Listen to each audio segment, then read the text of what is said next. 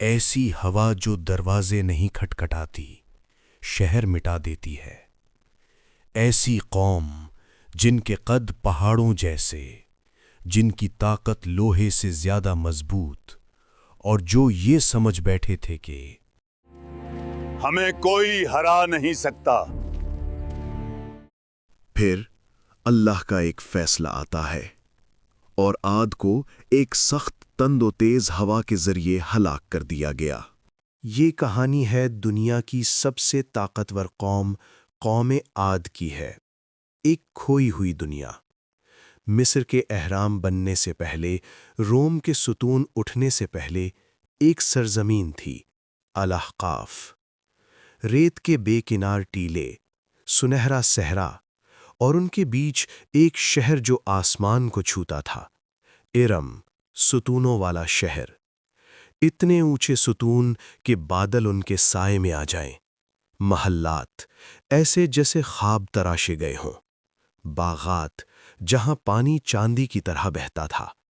اللہ خود فرماتا ہے کہ کیا تم نے نہیں دیکھا کہ تمہارے رب نے عاد کے ساتھ کیا کیا؟ ارم، بلند ستونوں والی، جس جیسا کوئی شہر دنیا میں نہیں بنایا گیا۔ یہ عام لوگ نہیں تھے، یہ جثہ دار، طاقتور، دیو قامت انسان تھے، اونچے قد، چوڑے سینے، اور طاقت ایسی کہ پہاڑ بھی کمزور لگیں، اور وہ کہتے تھے، ہم سے زیادہ طاقتور کون ہے؟ جب طاقت ملتی ہے اور شکر نہیں ہوتا تو غرور پیدا ہوتا ہے۔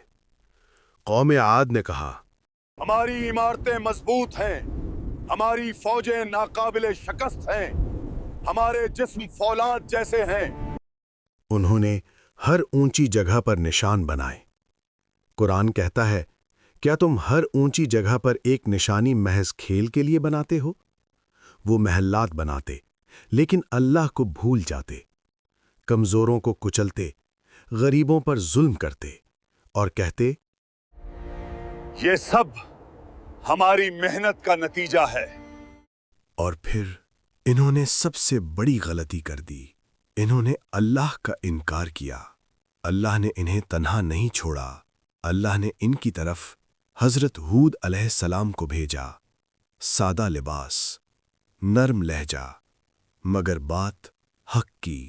حضرت ہود کھڑے ہو کر کہتے ہیں، اے میری قوم، صرف اللہ کی عبادت کرو، اس کے سوا تمہارا کوئی معبود نہیں۔ وہ مزید کہتے ہیں، کیا تم ڈرتے نہیں؟ کیا تم شکر نہیں کرتے؟ ایک طاقتور سردار آگے بڑھتا ہے، ہود، کیا تم ہمیں ہمارے معبودوں سے روکنے آئے ہو؟ ہم تمہیں بے وقوف سمجھتے ہیں۔ حضرت ہود علیہ السلام کا دل بھرا ہوا ہے، مگر آواز میں لرزش نہیں۔ میں تمہارا دشمن نہیں، میں تمہارا خیر خواہ ہوں۔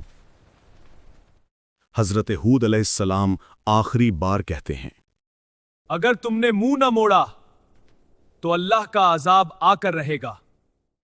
قوم قہقہا لگاتی ہے، لے آؤ عذاب اگر سچے ہو۔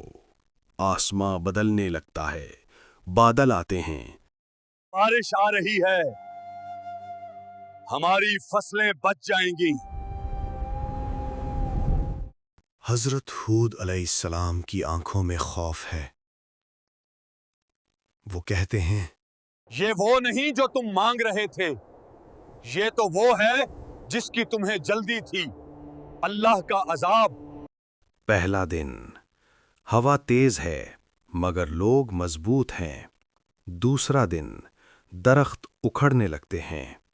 تیسرا دن، محلات لرزتے ہیں۔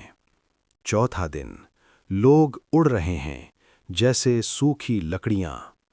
قرآن کہتا ہے، وہ لوگوں کو اس طرح اٹھا کر پھینکتی تھی جیسے وہ کھجور کے کھوکھلے تنے ہوں۔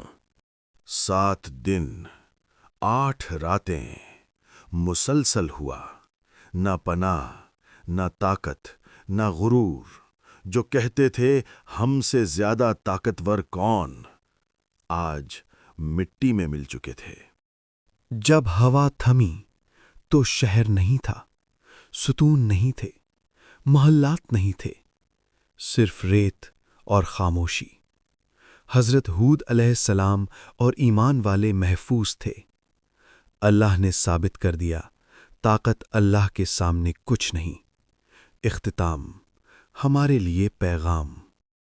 आज हम ऊंची इमारतें बनाते हैं, ताकत पर फख्र करते हैं, कहते हैं ये सब मेरी मेहनत है। लेकिन क्या हम भी कौम आद की तरह नहीं? क्या हम भी कमजोरों को भूल गए? क्या हम भी अल्लाह को नजरअंदाज कर रहे हैं? याद रखो, गुरूर की बुनियाद पर खड़ी कौमें हमेशा रेत पर खड़ी होती हैं और अल्लाह की पकड़ खामोश आती है, लेकिन जब आती है तो तारीख बन जाती है। देखो, वो सब कुछ जो तुम देखते थे, सब कुछ जो तुम्हारे गुरूर की अलामत थी, आज सिर्फ रेत में दफन है। ये वही हवा है जो न दरवाजे खटखटाती है, न आवाज देती है, लेकिन सब कुछ मिटा देती है। सबसे ताकतवर लोग, सबसे बुलंद सुतून, सबसे मजबूत जिस्म, इन सब का गुरूर अल्लाह के सामने कुछ भी नहीं रहा। तुम्हारे इल्म, तुम्हारी ताकत, तुम्हारी मेहनत, क्या ये सब तुम्हें अल्लाह की याद से दूर कर रहे हैं? क्या तुम भी वो लोग नहीं जो सोचते हैं हम सब कुछ हैं, हमें किसी की जरूरत नहीं? याद रखो, गुरूर के साथ खड़ा हर महल, हर इमारत, हर ताकतवर इंसान आखिरी वक्त में रेत के बराबर हो जाता है। कमेंट करो और खुद से पूछो, क्या हम शुक्रगुजार हैं या अगली कौमें आद हैं?